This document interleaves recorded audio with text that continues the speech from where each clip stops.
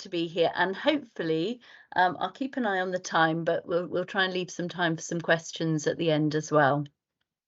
Just to give you a little bit of background about myself, some of you may have seen me before, or I might have been in a room with you before, but I was a primary head teacher for nearly 30 years before I retired from head teaching a couple of years ago. And my real specialism, my love, my passion really is for inclusion and for really both offsetting the disadvantage of any vulnerability and need, but also really for making that difference as well, working with families through my career as well, and really really hopefully trying to achieve an environment in which children and their families could really thrive within a mainstream school as well. So hopefully that passion will come through. And I'm conscious. Thank you, Daniel, for your input and really helpful start there. But I am really conscious that I do always I'm wearing rose today, but I do wear rose tinted specs. So you might be listening to me at points and going, oh, it's just not practical. But I'm a big believer in trying to do what's trying to frame and think about what's possible rather than what's probable. So that's where I'm coming from. I now work with various hats. So I do work for Anna Freud and for the National Centre for Family Hubs. I also work as a Camden Learning Partner, working across special education within Camden as well. So yeah, very privileged. And I've been very lucky as well I've visited schools across the country in recent months as well. Particularly with a lens of special educational needs and disabilities. So hopefully in terms of sort of drawing on those lived experiences from both young people, teachers, support workers and families, I've got quite a keen ear at the moment. So I just wanted to start with this partly because I love art, and partly because I think it's really important that wherever we're working, we do take some time to just think about ourselves, really. So how are you feeling today? Is The Three Immortals by Daniel Cruz Chubb. And I think whether we work in schools or whether we work in family hubs, I think it's a really nice way of just touching base with your team maybe, or with your families. And sometimes, particularly if we're not able to communicate emotion, we can actually identify with a painting, with a picture, with a photograph in a way that maybe we don't find the words to articulate. So I've got 3 here for you today, and I wonder if any of these you can identify with. This one, wonderful artist there as well, South African artist. I really like her work, but it's just like that sense of feeling a bit fuzzy, isn't it, as well? And then again, one of my favourite young artists here, and that sense of feeling bold, really, and feeling ready to take on the world for the ones who came before us. We can do this. So a little bit about the National Centre for Family Hubs here, and apologies because I know I'm speaking to many experts in the field, so I will whiz through some of these slides, but again, they're really useful to have there for people who may not know as much. But we are funded by the Department for Education to set up the National Centre for Family Hubs, and again, a similar sort of 3-year platform on which the current funding will run out in 25. But we are also, our evidence partner is foundations. So you may be aware of foundations. It's that amalgam between the Early Intervention Foundation and the What Works for Children in Social Care. So thinking about family hubs as well, and it's one of the reasons why I leapt straight from being a head teacher into this very different sort of role, but actually still having families and children at the heart of it. And I was very involved many years ago in setting up some of the first Sure Starts within Southampton as well. So really committed to this way of working. And I suppose part of my rose-tinted specs is that I still see family hubs as a conceptual idea, that I see it as this sort of overarching, it has the potential to be the overarching way of integrating services and making a difference in that way by bringing everyone together under a similar banner. But I am aware, practically, and with the constraints of funding, with the constraints of making those returns all the time, that it in many areas it's tended to be a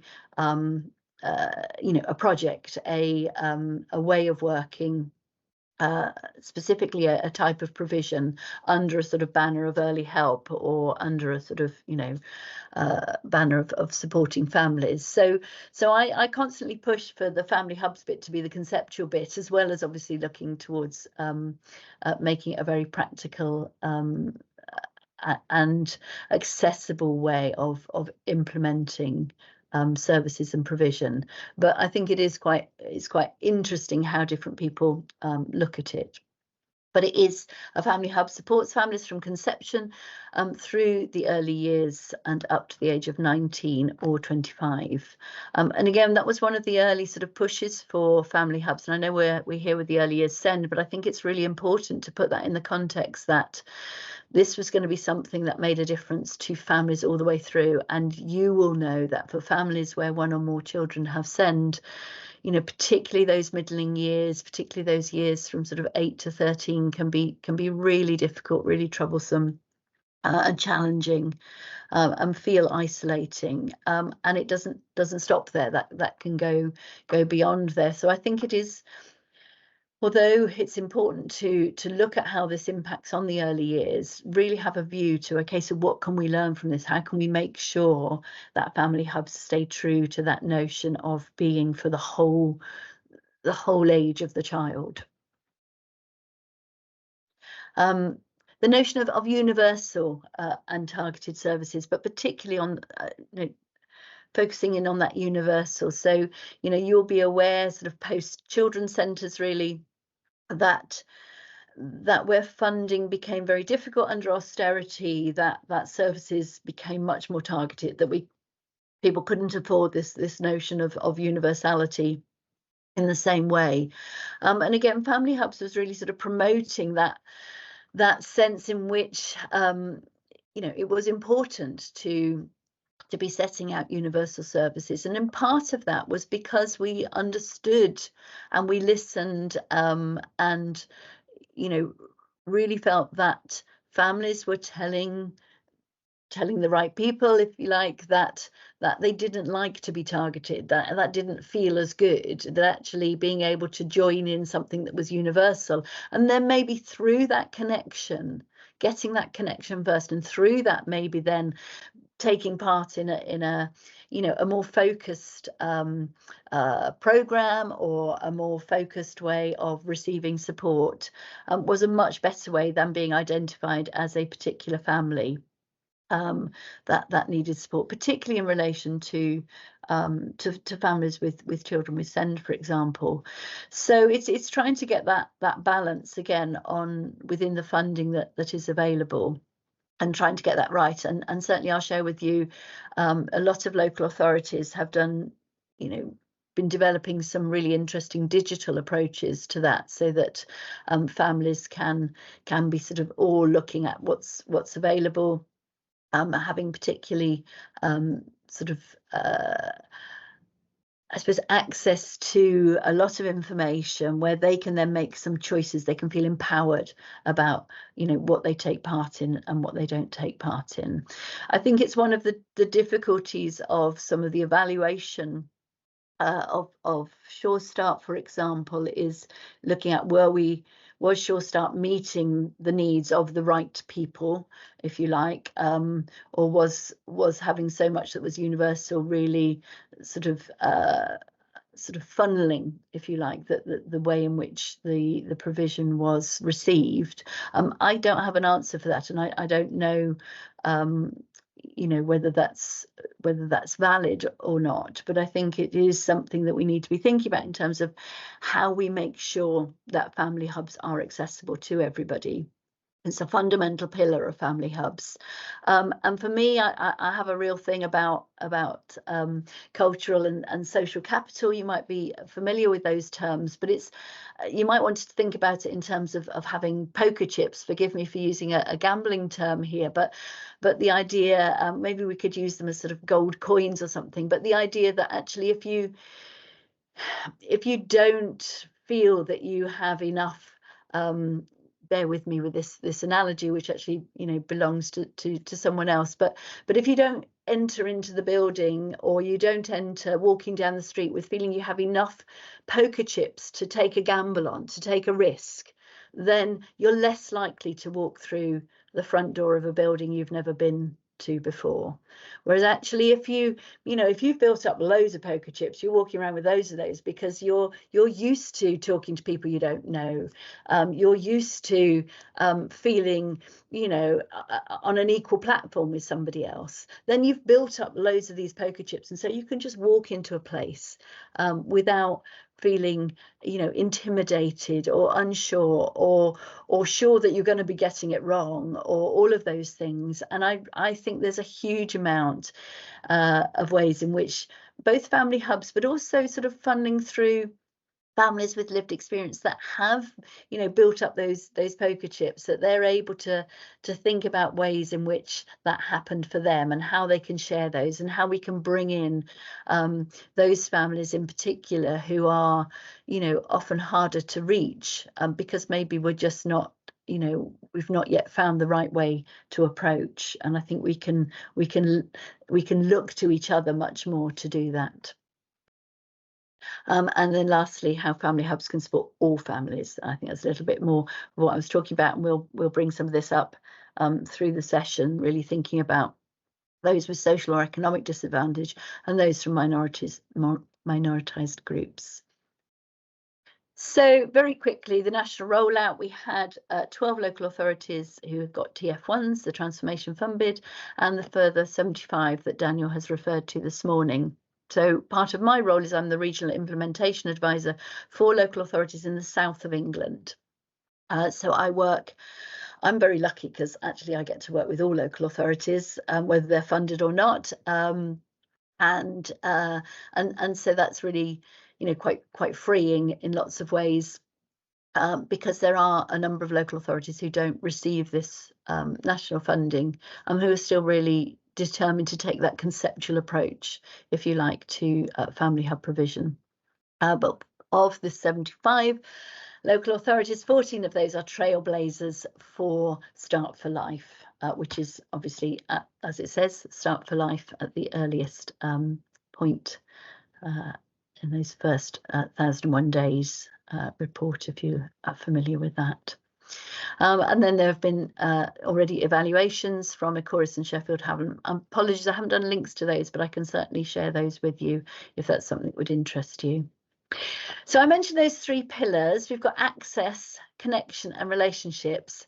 And I love these. If you've heard me talk before, I get a bit sort of evangelical about them, because I've really tried to break them down. I really, you know, I don't want to sign up to anything that, you know, I can find a flaw in, but I can't. These are three things that are absolutely at the heart of the work we do. And I think they're at the heart of all early years work as well, aren't they? That the people with whom you work should have access to everything you do in every way that you do it. That there is a connection. You help to make connections. You make connection with each other. You make connection with the services. And from a family hub point of view, they are part of making those networks, building those networks, sharing those networks. And whether that's, you know, from an integrated working point of view, a sort of co-location, whether it's actually about sort of being not the gatekeeper, but really the sort of I guess the gatherer of all this information, and being able to help and refer on. I'm thinking about relationships as well, which is absolutely at the key. So a family hub means a family focus. Relationships are the key, building on family strengths. And then from a National Centre of Family Hubs point of view, we've got this sort of triangle that we refer to, and we try and make sure that everything we do is participation led. We have our own participation advisors who are part of our team, both for youth but also for parent, and evidence informed and practice based. But I suppose it doesn't stop there. You know, we make sure that what we're doing, we do, you know, test out more widely, that we do get participation and feedback, and we certainly promote that as a way of working. So this is, I'm quite good at, in schools we always call it magpieing, but I'm quite good at nicking stuff. And this was the other day speaking at a conference with, and I'm so sorry, I've forgotten his name. I was going to write it on there and I forgot, apologies, from the Education Endowment Foundation.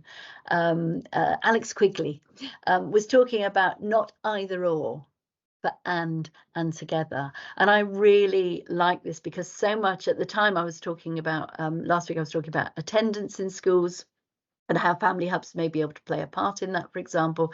Huge issue for special educational needs and disabilities. But Alex was talking, we were talking with a focus on early language, for example. And I think so many of, you know, it could almost be anything because there is so much polarizing of ideas and debate within our society currently. And I'm really promoting this, that it's not either or, but it's and together. And I think that really fits within the realm that we're talking about today. So you may remember that notion of holding the baton back in the old Common Assessment Framework days. And I suppose what I want to promote is that, you know, we go much more with this idea that we are a team. Of course, we need a team in which everybody has really clear roles and responsibilities. We need a team which includes families, which includes, you know, absent mums or dads, or it includes those new to the family, and includes the professionals around that child. And I just like that idea. The idea of holding the baton, I know, was meant to be not passing the baton, but it still left somebody holding on to it, and maybe too often feeling isolated. And I think we really, family hubs, I think, can be part of this, you know, being part of a team. If anyone can think of a better, maybe a more inclusive, I've certainly never been sailing on a yacht like that. So if anyone can think of a more accessible metaphor, I'd be really, really grateful for it, because I'm conscious that this is obviously a bit of a particular metaphor here that you have to have some understanding of, maybe of sailing to make a sense of. But I think you can see they're all a team in it together. Okay, so Mentimeter, this is the code. If you are able to join it, I've just got a few questions that I would be really interested to see. Now, I have to, please forgive me, I am an old lady, as we've established, so I'm not very good with this technology, but I really like Mentimeter, so it may be that I can't flick between seeing your results live. But I'm going to try, but it means I stop sharing this one, I think, and get onto the Mentimeter. So let's have a look and see if we can do it. This is where it could all go horribly wrong. I think this is it. Let's have a look. So I think as it works, I have to click on it. So the first question is, how much do you know about family hubs and Start for Life in England? So your options are nothing, a little, or a lot. Oh, it's working. How exciting. I hope you can see that.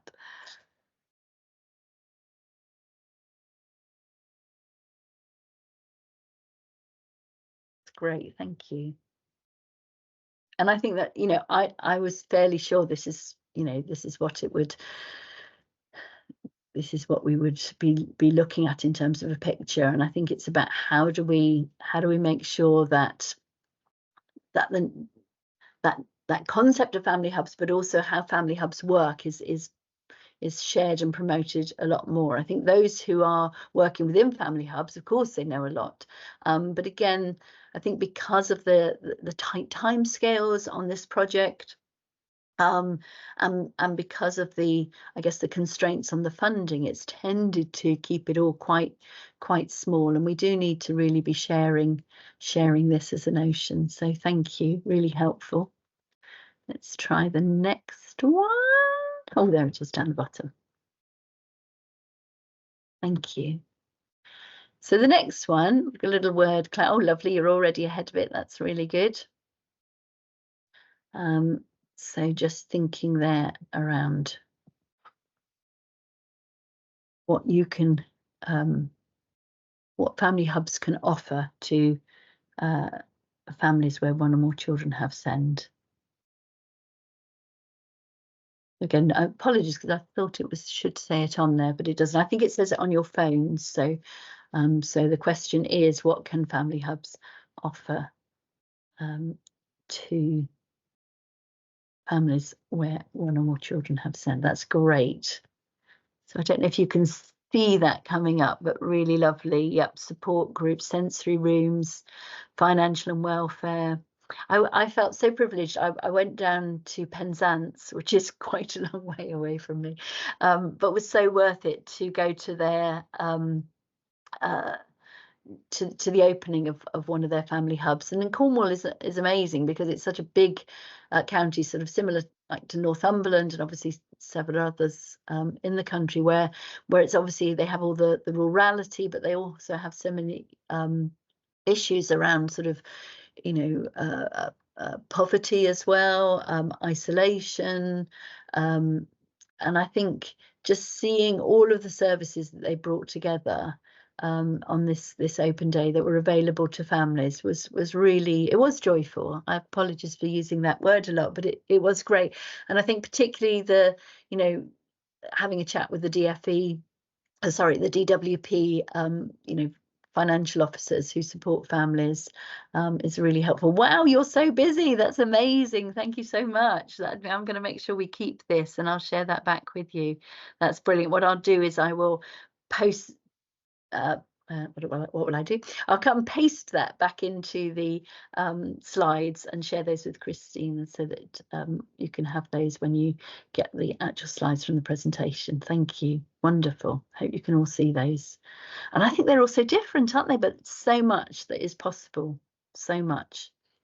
Targeted stay in place. Now one of my colleagues was talking to me about this the other day and the importance of that. Now targeted is in the sense that not necessarily targeted as in you need to come, but actually what's available in those stay and plays is a specialist, maybe a specialist therapist, speech and language therapist, or a play therapist, or, you know, having somebody there, some expertise that can be shared in the room. Wonderful, thank you. I'm just going to go on to the last one, really thinking about what can those with lived experience bring to family hubs as well, because you can hear this is one of my big things as well.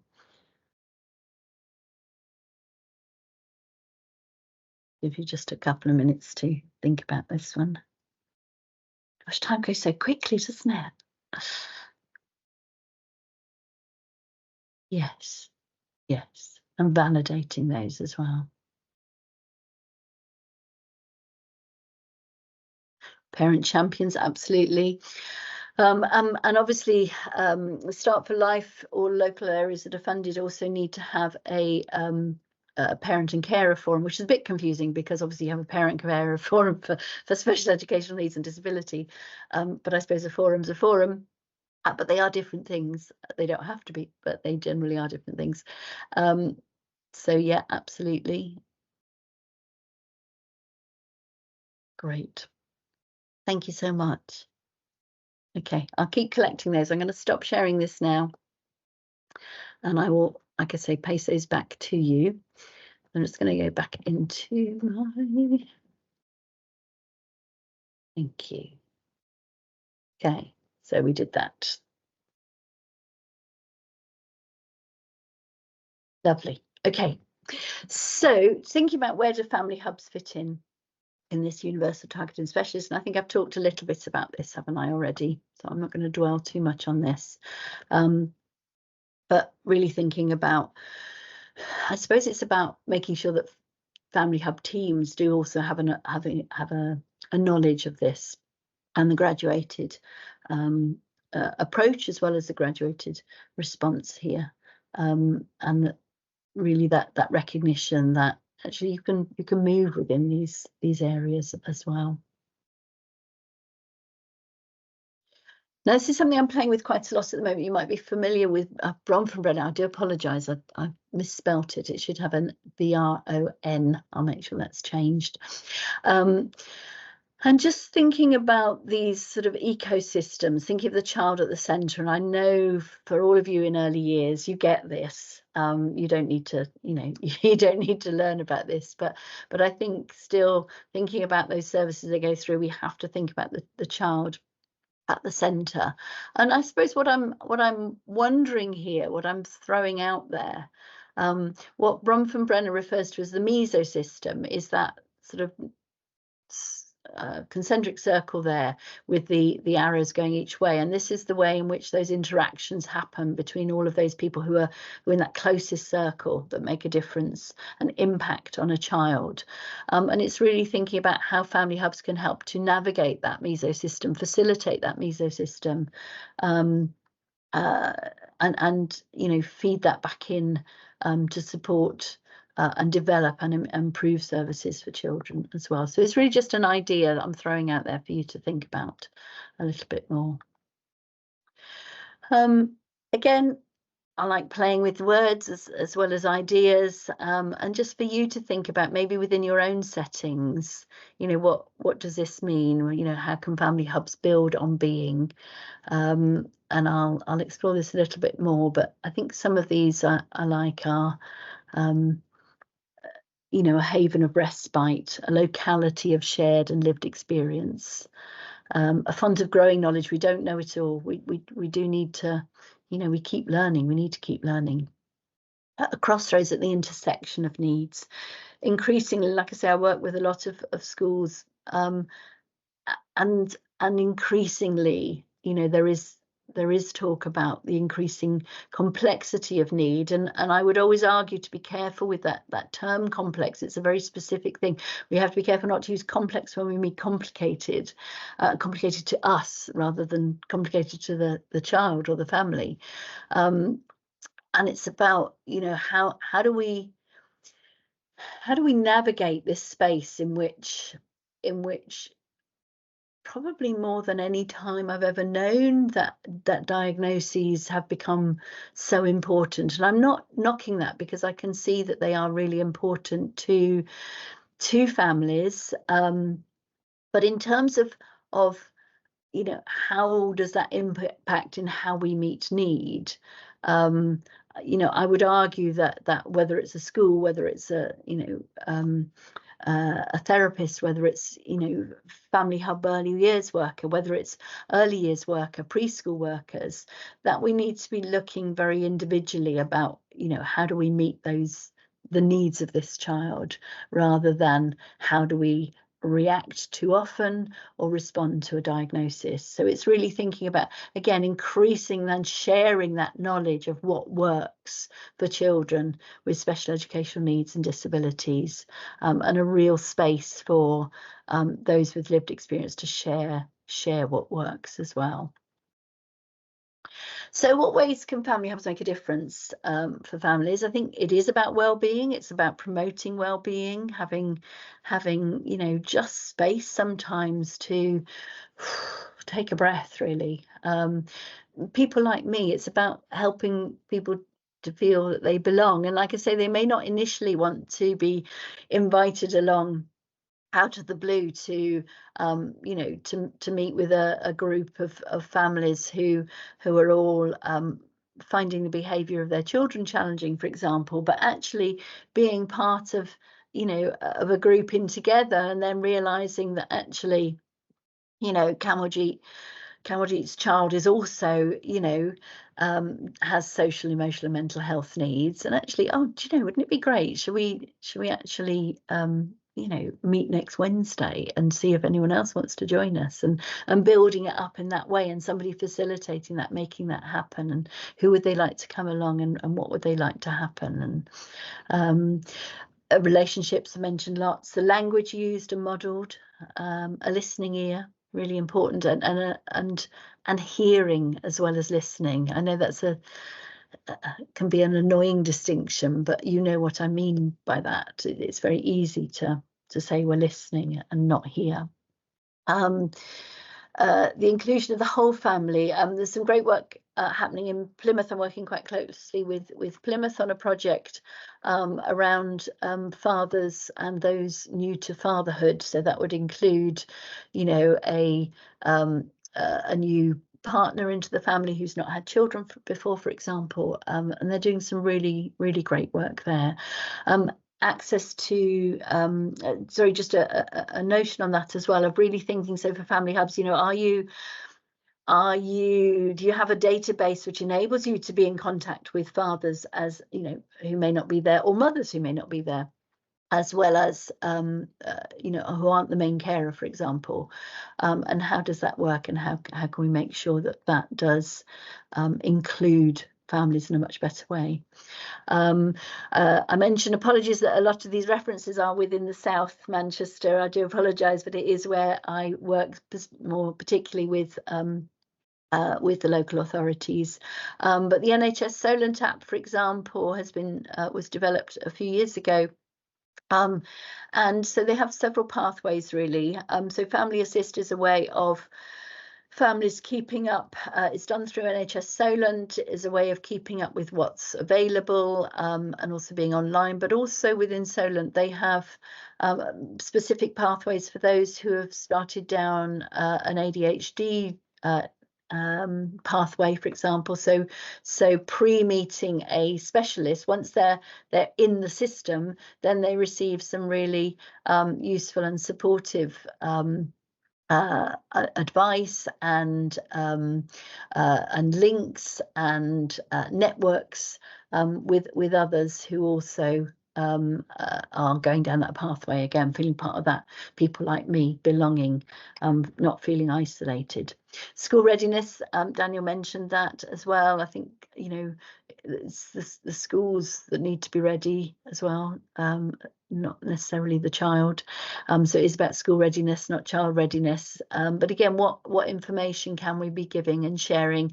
Where a family are finding toileting difficult, with no specific medical need, what support and advice can be put in, for example. But I know those of you in early years, that's very much part of what your approach is and your bread and butter, and I think schools do. We need to be thinking about how schools are teachers of all children as well, and how can family hubs help that conversation and that debate, because you can say we're teachers of all children, but if actually in the way in which you work you can't meet the needs of 10% of your children, then you're not teachers of all children. So what do we need to do? What does our school system need to do right from the very top? How do we need to change to be ready and welcoming and support progress for all children? And then mentalisation is something that Anna Freud has a particular interest in. We use a form called AMBIT, but it's a way of supporting a shared view of where each other are coming from. And this is just a little sort of flag up about mentalisation that you can look at as another point. So I've mentioned participation. Again, within the National Centre for Family Hubs, we particularly look at the London model of participation. And there's more of this around if that's something that you'd like to find out more about, or you can contact me. And just thinking again about how family hubs should be developing, really, with that sweet spot in the middle there between lived experience, those with lived experience, those with professional experience, and your local data, and bringing that all together to identify gaps and goals for effective provision planning.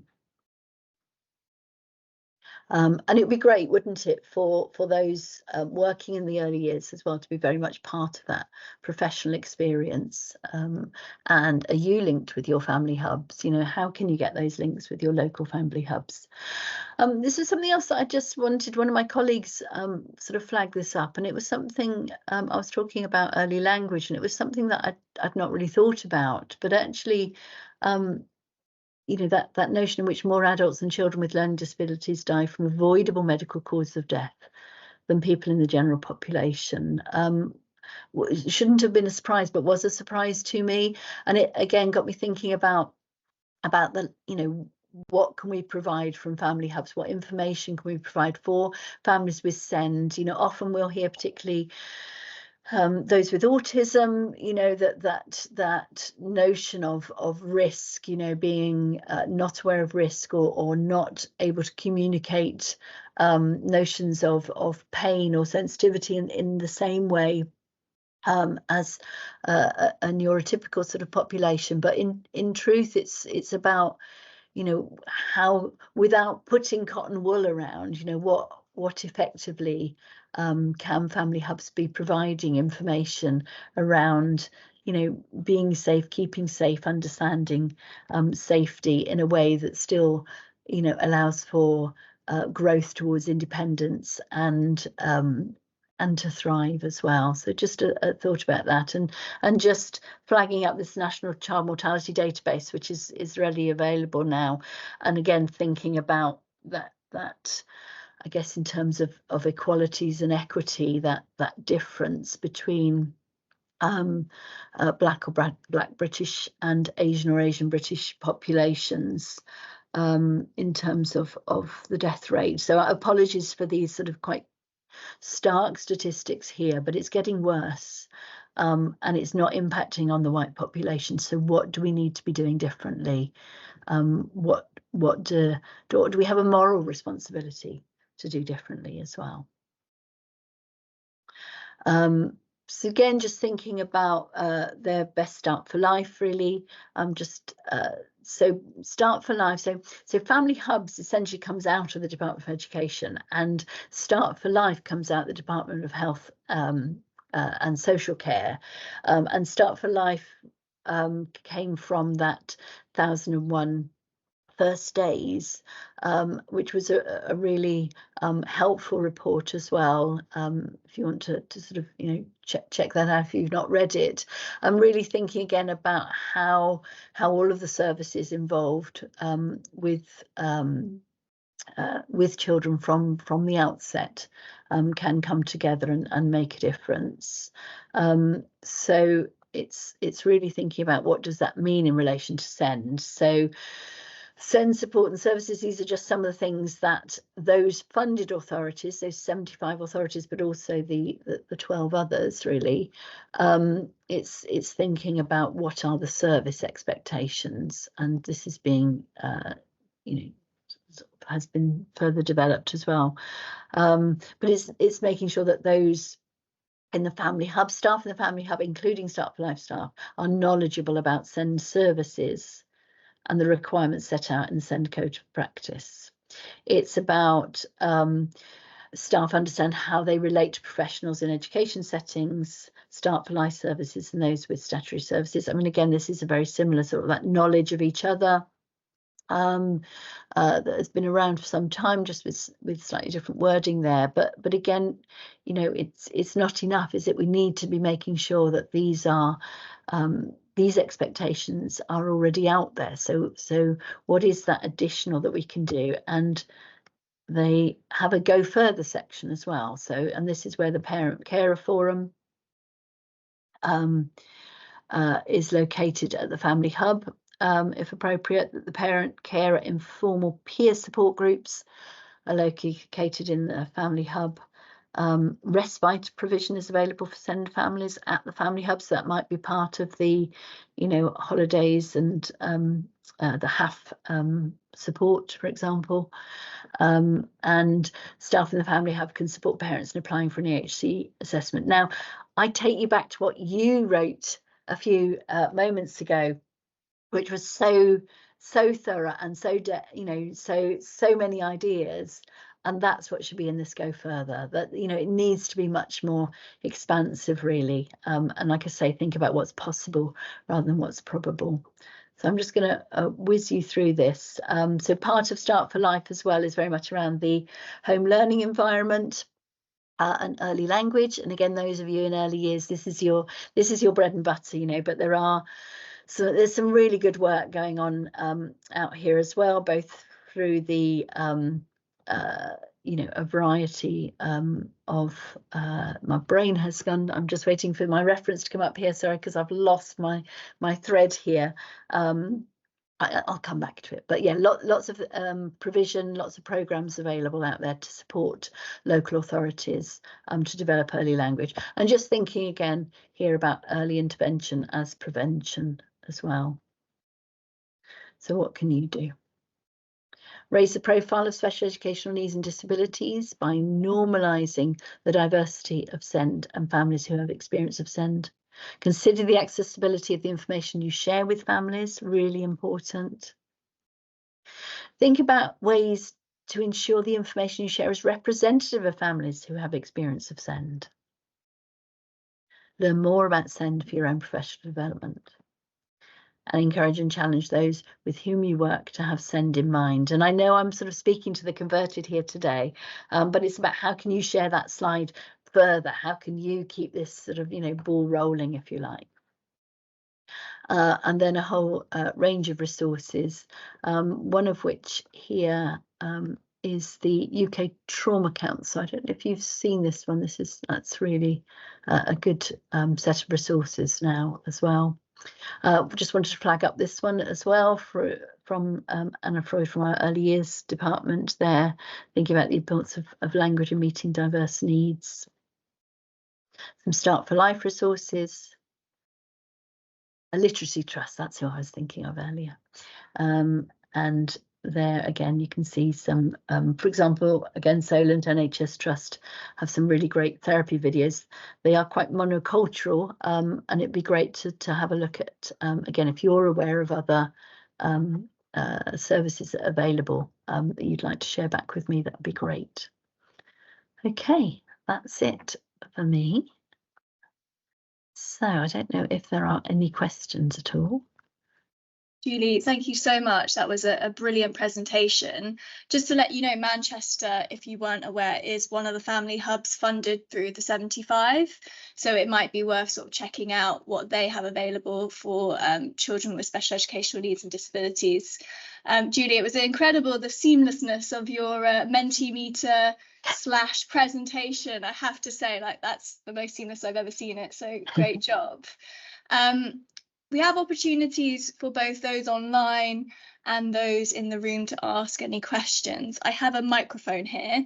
I am slightly mobility challenged at the moment because I've hurt my foot. So if we can do some sort of pass the parcel with the mic, that would be great. Thanks, Daniel. I'll turn it on. For those who are online, we do have a Q&A chat function which Sam will be monitoring. But also, if you would like to ask a question, please raise your hand and we can unmute and turn on your video if that makes sense. And Sam can help with that as well. But yeah, opening up.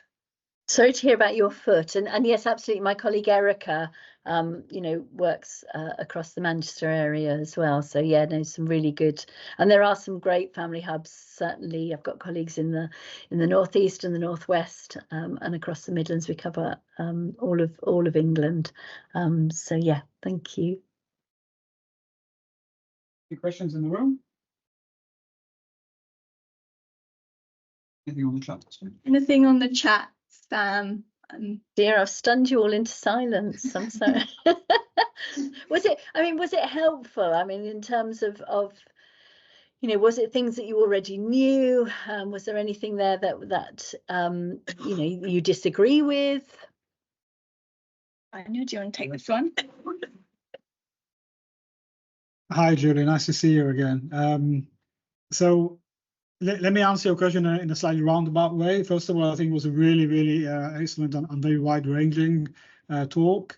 I was personally delighted to hear you make reference to, for instance, the cultural capital point, which is interesting that it actually does feature in Ofsted's own framework around special needs, and I think it's not spoken about often enough. And as I keep on saying, in the early years piece, it might have a particular look about it, maybe more about supporting families, but it is so important. The way children and families experience the world really needs to be seen through that prism as well. So I think certainly for me that was a good point. You spoke about magpieing. Certainly one or two of your slides I might consider maybe borrowing from you. So that was helpful for me on a personal level. And I hope you also managed to locate the Family Hub network in the wider work, because people in the room today and virtually as well come from different points of view. And it's also important to state, and Julie, you probably know this better than most people, that the Family Hub, you spoke nicely about the fact that it's a concept more than anything else. And I think that also means that it really looks very different in different areas. And I think it was you very helpfully located it on that conceptual level. So for one, certainly I learned a lot from the talk. Maybe just give one last chance for anybody to ask a question. Otherwise, yes, we have a question from Teresa. Just 1 second, Julie.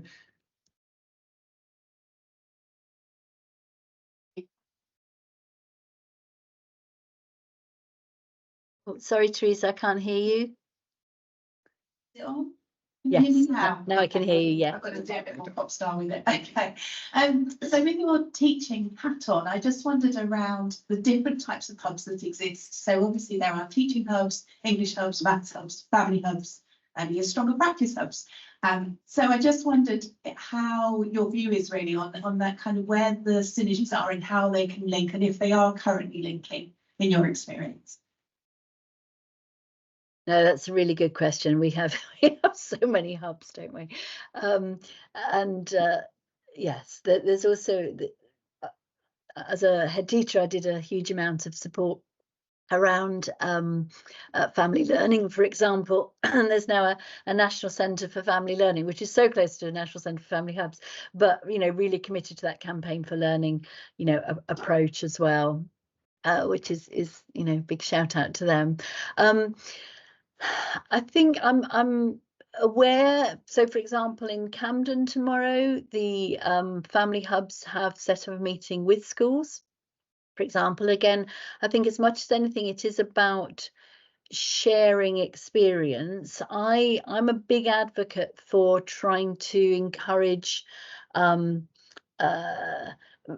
Obviously, we should be committed to using evidence-based programs, but if we don't use new money for innovation as well, then we're missing a trick. So I think part of that connection is also about being with our sort of higher education partners as well, so that we're encouraging those with lived experience to be writing some programs together, that we can be creating some resources together, that we can then be working with our higher education partners to evaluate, to see whether it works, to take a longer view.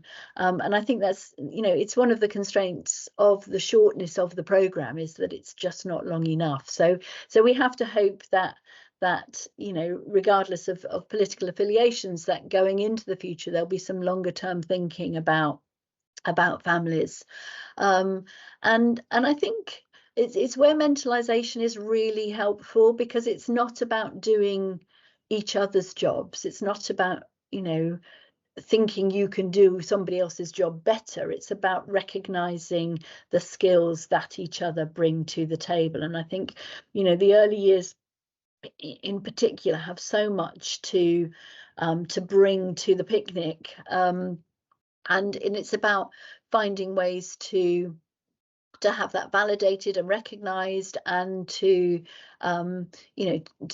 be brought into that the whole area really. And again, I think potentially family hubs do have the